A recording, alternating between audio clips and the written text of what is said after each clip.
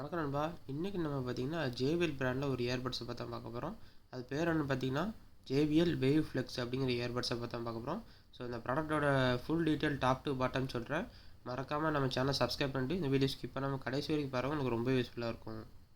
முதல்ல பார்த்திங்கன்னா அதோட டிசைனை பற்றி பார்ப்போம். இதோட டிசைனை பொறுத்த வரைக்கும் இது வந்து ஃப்ளாட் ஷேப்பில் ஒரு ஃப்ளாட் டிசைனாக கொடுத்துருக்காங்க. இது வந்து ஓவல் ஷேப்பில் இல்லாமல் நல்லா ஃப்ளாட் ஷேப்பில் நல்லா சப்பையாக இருக்குது. ஸோ நீங்கள் கவர் வந்து சைடு வழியாக தான் ஓப்பன் பண்ண முடியும். அப்படி ஒரு ஃப்ளாட் சர்ஃபேஸில் கொடுக்குற மாதிரி நல்ல ஒரு டிசைனாக கொடுத்துருக்காங்க. அதே போல் சைஸும் பார்த்திங்கன்னா ரொம்பலாம் பெருசாக இல்லாமல் நல்ல நார்மலான ஒரு சைஸாக குட்டியாக கொடுத்துருக்காங்க. உங்கள் உள்ளங்கையில் வச்சு உங்கள் கையை மூடிடலாம், அவ்வளோ காம்பேக்டாக நல்லா குட்டி அழகாக கொடுத்துருக்காங்க. அதே போல் இந்த சார்ஜிங் ஹோஸோட ஃப்ரண்ட்டில் பார்த்தீங்க அப்படின்னா எல்இடி இண்டிகேட்டர் கொடுத்துருப்பாங்க. ஸோ அந்த எல்இடி இண்டிகேட்டர் மூலமாக நீங்கள் அந்த சார்ஜிங் ஹோஸில் எவ்வளோ சார்ஜ் இருக்குன்னு சொல்லி நீங்கள் தெரிஞ்சுக்கலாம். அதே போல் சார்ஜிங் ஹோஸோட டாப்பில் பார்த்தீங்க அப்படின்னா ஜேபிஎல் அப்படிங்கிற அவங்களோட பிராண்ட் சிம்பிளை முத்திரை குத்திருக்காங்க. அதே போல் அந்த கேஜெட்டோட பில்டு குவாலிட்டி பொறுத்த வரைக்கும் full and full plastic material தான் கொடுத்துருக்காங்க. இதில் வந்து மெட்டல் பீஸ் கிடையாது, full and full plastic material தான். ஸோ ஃப்ளெக்சிபிளான பிளாஸ்டிக்காக கொடுத்துருக்கறனால கை தவறி கீழே விழுந்தால் அந்த இயர்பட்ஸ் வந்து கிராக் ஆகிறதோ டேமேஜ் ஆகிறதோ எந்த ஒரு பிரச்சனையும் ஆகாது. ஆனால் ஸ்க்ராட்ச் ஆகும், அது மட்டும் கண்டிப்பாகும். மற்றபடி டேமேஜ் ஆகிற வந்து வாய்ப்பு கொஞ்சம் குறைவு தான்.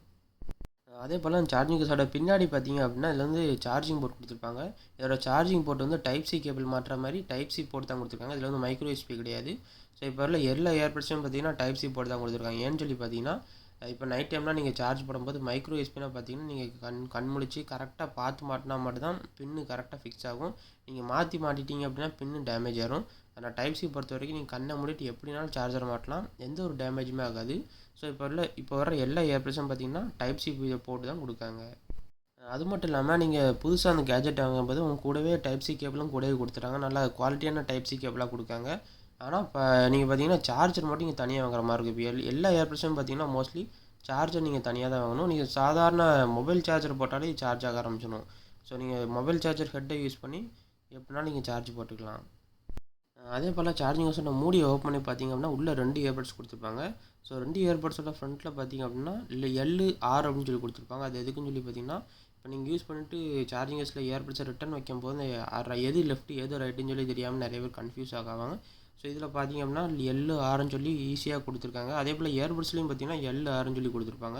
ஸோ நீங்கள் யூஸ் பண்ணிவிட்டு தைரியமாக கன்ஃபியூஷனும் இல்லாமல் சார்ஜிங் ஹோஸில் ரிட்டன் பண்ணிடலாம்.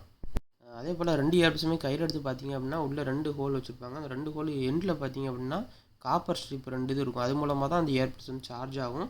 ஸோ இந்த காப்பர் ஸ்ட்ரிப் ஒவ்வொரு நேரம் அழுக்காயிருச்சு அப்படின்னா இயர்பட்ஸ் வந்து அவ்வளோ சீக்கிரத்தில் சார்ஜ் ஆகாது. ஸோ அந்த மாதிரி டைமில் மட்டும் நீங்கள் ஸ்க்ராட்ச் பண்ணிவிட்டு இயர்பட்ஸை ரிட்டன் போட்டிங்க அப்படின்னா கண்டிப்பாக சார்ஜ் ஆயிரும். அதே போல் சார்ஜிங் ஹோஸில் மூடியை வந்து உங்கள் பெருவிரல் வச்சு ஓப்பன் பண்ணி பார்த்தீங்கன்னா அந்த மூடியோட க்ளோசிங் கெப்பாசிட்டி வந்து ரொம்பவே நல்லாயிருக்கு. ரொம்பலாம் டைட்டாக இருக்குன்னு சொல்ல முடியாது, மீடியமான டைட்டில் இருக்குது. ஸோ நீங்கள் யூஸ் பண்ணிவிட்டு தைரியமாக பேக்கில் போட்டாலும் சரி, இல்லைனா பேண்ட் பேக்கில் வச்சாலும் சரி, ஆட்டோமேட்டிக்காக அந்த மூடி ஓப்பன் ஆகாத மாதிரி நல்ல ஒரு டிசைனாக தான் கொடுத்துருக்காங்க. அதுக்கப்புறம் சார்ஜிங் ஹோஸ் வந்து இயர்பட்ஸை வெளியே கையில் எடுத்து பார்த்தீங்க அப்படின்னா அது வந்து ஸ்டெம்போட கொடுத்துருக்காங்க. ஸ்டெம்ப்பு பார்த்தீங்க அப்படின்னா ஒரு கரெக்டாக ஒரு 1/2 இன்ச்சு சைஸில் கொடுத்துருக்காங்க. பார்க்க ரொம்பவே அட்ராக்டிவாக கொடுத்துருக்காங்க. அது மேட் ஃபினிஷிங்கில் கொடுத்துருக்காங்க. ஸ்டெம்போட டாப்பில் பார்த்தீங்க அப்படின்னா ஜேபிஎல் அவங்களோட பிராண்ட் சிம்பிளை முத்திரை குறிச்சிருக்காங்க. அதே போல் அதே இடத்துல பார்த்தீங்கன்னா சென்சிட்டிவான டச் கண்ட்ரோலாக கொடுத்துருக்காங்க. ரொம்ப சென்சிட்டிவான டச் கண்ட்ரோலாக இருக்குது. ஸோ நீங்கள் லைட்டாக டச் பண்ணாலே போதும், அவ்வளோ பெர்ஃபெக்டாக ஒர்க் ஆகிற மாதிரி கொடுத்துருக்காங்க. அதே போல் கீழே பார்த்தீங்க அப்படின்னா எல்இடி இண்டிகேட்டர் கொடுத்துருப்பாங்க. இதில் வந்து ஒரே ஒரு எல்இடி இண்டிகேட்டர் கொடுத்துருப்பாங்க. அதே போல் இந்த இயர்பட்ஸோட டாப்பில் பார்த்தீங்க அப்படின்னா ஒரே ஒரு மைக் கொடுத்துருக்காங்க. ஸோ அந்த மைக் வந்து இஎன்சி மைக்காக கொடுத்துருக்காங்க. என்விரான்மெண்ட்டாக நாய்ஸ் கன்செஷன் கொண்ட மைக்காக கொடுத்துருக்காங்க. ஸோ நீங்கள் அதை யூஸ் பண்ணி தாராளமாக எவ்வளோ கூட்டமாக இருந்தாலும் சரி நீங்கள் தாராளமாக கால் பேசலாம். கால் குவாலிட்டியும் பார்த்தீங்கன்னா ஓவரால் நல்ல தரமாகவே தான் கொடுத்துருக்காங்க. அதே போல் அதோட பில்டு குவாலிட்டி பொறுத்த வரைக்கும் full and full plastic material தான் கொடுத்துருக்காங்க. அதுவும் ஹார்ட் பிளாஸ்டிக்காக தான் கொடுத்துருக்காங்க. ஸோ வெயிட்டும் பார்த்தீங்கன்னா ரொம்ப கம்மியாக தான் கொடுத்துருக்காங்க. அதே போல் ஸ்டெம்போட பின்னாடி பார்த்தீங்கன்னா நம்ம முதல்ல சொன்ன மாதிரி 2 காப்பர் பாயிண்ட் இருக்கும். அந்த காப்பர் பாயிண்ட் வந்து ஒவ்வொரு நாள் அழுக்காயிருச்சு அப்படின்னா சார்ஜ் ஆகாது. ஸோ அந்த மாதிரி டைமில் எதாவது வச்சு ஸ்க்ராட்ச் பண்ணிவிட்டு திரும்ப சார்ஜிங் கேஸில் வச்சிங்க அப்படின்னா கண்டிப்பாக சார்ஜ் ஆக ஆரம்பிச்சிடும், கவலைப்பட வேண்டாம்.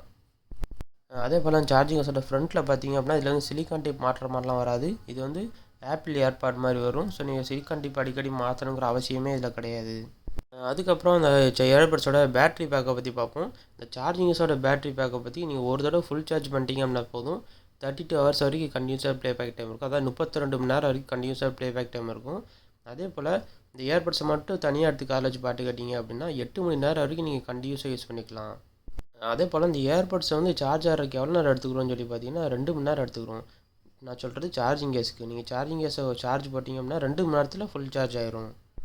அதுக்கப்புறம் பார்த்தீங்கன்னா அந்த இயர்பட்ஸோட ப்ரொடெக்ஷன் ரேட்டிங்னு பார்த்தீங்கன்னா IP54 கொடுத்துருக்காங்க. வாட்டர் அண்ட் டஸ்ட் ப்ரூஃப் கொடுத்துருக்காங்க. வாட்டர் பார்த்தீங்கன்னா ஸ்ப்ளாஷ் ப்ரூஃப் தான் கொடுத்துருப்பாங்க. ஸோ நீங்கள் இது யூஸ் பண்ணி ஜிம்மில் ஒர்க் அவுட் பண்ணும்போது, இல்லைனா சைக்கிளிங் போகும்போது, இல்லை ஹெல்மெட்டில் மாட்டினாலும் எப்படிப்பட்ட வேறு தண்ணி வந்தாலும் இந்த இயர்பட்ஸ் வந்து எதுவுமே ஆகாது. அதே போல் நீங்கள் வெளியில் விளையாண்டுட்டு இருக்கும்போது லைட்டாக மழை பெஞ்சா கூட இந்த இயர்பட்ஸ் வந்து எதுவுமே ஆகாது.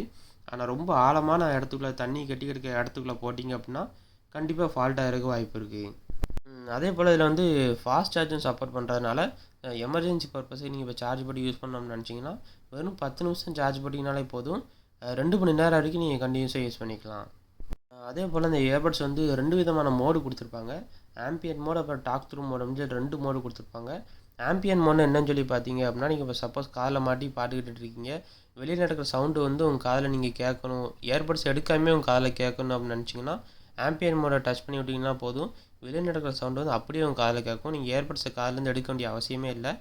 அதே போல் டாக் த்ரூ மோடு அப்படின்னு என்ன சொல்லி பார்த்தீங்கன்னா, இப்போ காதில் மாட்டி பாட்டு கேட்டுட்டு இருக்கும்போது யாராவது உங்கள்கிட்ட வந்து பேச வராங்க அப்படின்னா நீங்கள் பேச ஆரம்பிச்சிட்டிங்கனாலும் போதும், சடனாக நீங்கள் கேட்டுட்ருக்க பாட்டு வந்து அப்படியே சவுண்டு குறைஞ்சிரும். ஸோ நீங்கள் பேசி முடித்து கொஞ்ச நேரம் கழிச்சு ஆட்டோமேட்டிக்காக நார்மல் சவுண்டுக்கு வந்துடும். அதான் பார்த்தீங்கன்னா டாக் த்ரூ மோடாக கொடுத்துருப்பாங்க. அதே போல் இதில் வந்து கூகுள் ஃபாஸ்ட் பேரும் சப்போர்ட் ஆகிற மாதிரி கொடுத்துருக்காங்க. அது எதுக்குன்னு சொல்லி பார்த்தீங்கன்னா, இப்போ நீங்கள் ஒரு தடவை ப்ளூடூத் ஆன் பண்ணி உங்கள் மொபைலோட கனெக்ட் பண்ணி வச்சிட்டிங்க, நெக்ஸ்ட் டைம் நீங்கள் கனெக்ட் பண்ணும்போது திரும்பவும் எடுத்து பேர் பண்ண வேண்டிய அவசியமே இல்லை. நீங்கள் ஒரு தடவை கனெக்ட் பண்ணிங்கனாலே போதும். அடுத்த தடவை நீங்கள் கனெக்ட் பண்ணும்போது சார்ஜிங் கேஸோட மூடியை மட்டும் ஓப்பன் பண்ணிங்கனாலும் போதும், ஆட்டோமேட்டிக்காக உங்கள் மொபைலோட கனெக்ட் ஆகிரும். அதான் பார்த்தீங்கன்னா கூகுள் ஃபாஸ்ட் பேர்னு ஒரு ஆப்ஷனாக கொடுத்துருக்காங்க. அதுக்கப்புறம் அந்த இயர்பட்ஸோட ஆடியோ குவாலிட்டி பொறுத்த வரைக்கும், ஆடியோ குவாலிட்டி ஜேபியில் பொறுத்த வரைக்கும் எந்த ஒரு குறையுமே சொல்ல முடியாது.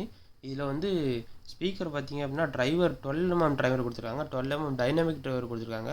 ஸோ இயர்பட்ஸில் வந்து சிலிக்கான் டிப் கொடுத்தாங்க அப்படின்னா 5mm 6mm டிரைவரே போதும்.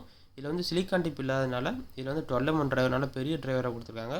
ஸோ பேஸை பொறுத்த வரைக்கும் பேஸ் ஆடியோ குவாலிட்டி ஜேபியில் பொறுத்த வரைக்கும் எந்த ஒரு குறையுமே சொல்ல முடியாது. அதே மாதிரி தான் இதுலேயும் ஆடியோ குவாலிட்டி வந்து அவ்வளோ பெர்ஃபெக்டாக கொடுத்துருக்காங்க.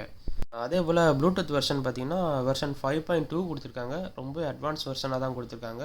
ஸோ இப்போ ரீசெண்டாக வந்து 5.3 வந்துச்சு. ஆனால் இதில் பார்த்தீங்கன்னா 5.2 கொடுத்துருக்காங்க. ஸோ கனெக்டிவிட்டி ரேஞ்ச் பார்த்தீங்க அப்படின்னா 10 மீட்டர் டிஸ்டன்ஸ் வரைக்கும் நீங்கள் ப்ளூடூத் சப்போர்ட் ஆகிற எந்த ஒரு கேஜெட்டோடையும் இந்த இயர்பட்ஸ் வந்து நீங்கள் ஈஸியாக கனெக்ட் பண்ணிக்கலாம். அதே போல் பார்த்தீங்கன்னா இயர்பட்ஸ் வந்து JBL ஹெட்ஃபோன்ஸ் ஆப்னு சொல்லி ஒரு ஆப் கொடுத்துருக்காங்க ப்ளே ஸ்டோரில். நீங்கள் ஆப்பை மொபைல் இன்ஸ்டால் பண்ணி வச்சிட்டிங்கனாலே போதும். நீங்கள் இந்த இயர்பட்ஸை டச் பண்ண வேண்டிய அவசியமே இல்லை. எல்லா விதமான கண்ட்ரோல்ஸையும் நீங்கள் மொபைல் ஆப் மூலமாகவே கண்ட்ரோல் பண்ணிக்கலாம். அதே போல் சப்போஸ் இந்த ஈக்குவலைசர் மோடு சேஞ்ச் பண்ணுறது வந்து இந்த மொபைல் ஆப் மூலமாக நீங்கள் எல்லாமே பண்ணிக்கலாம். அதே போல் இந்த இயர்பட்ஸோட சாஃப்ட்வேர் அப்டேட் ஃபர்ம்வேர் வந்து நீங்கள் அந்த சாஃப்ட்வேர் வந்து மொபைல் ஆப் மூலமாகவே நீங்கள் டவுன்லோட் பண்ணிக்கலாம். அதே போல் புதுசாக அந்த கேஜெட்டை வந்து பாக்ஸில் என்னெல்லாம் இருக்குன்னு சொல்லி பார்த்தீங்கன்னா, சார்ஜிங் கேஸ் வித் இயர்பட்ஸ் இருக்கும், அப்புறம் டைப் சி கேபிள், நல்ல குவாலிட்டியான டைப் சி கேபிள் இருக்கும், அப்புறம் புக்லெட்ஸ், அப்புறம் வாரண்டி கார்டு கூட கொடுத்துருப்பாங்க. இதில் வந்து சிலிக்கான் டிப் வராது. ஏன்னா சிலிக்கான் டிப் மாட்டுற மாதிரி மாடல் கிடையாதுனால இதில் வந்து சிலிக்கான் டிப் வராது. ஓகே நண்பா, அந்த வீடியோ உங்களுக்கு பிடிச்சிருன்னு நினைக்கிறேன். மறக்காமல் சேனலை சப்ஸ்கிரைப் பண்ணிக்கோங்க. இதே மாதிரி நான் வேற ஒரு கேஜெட்டோட நெக்ஸ்ட் வீடியோவில் சந்திக்கிறேன். அது வரைக்கும் பாய்.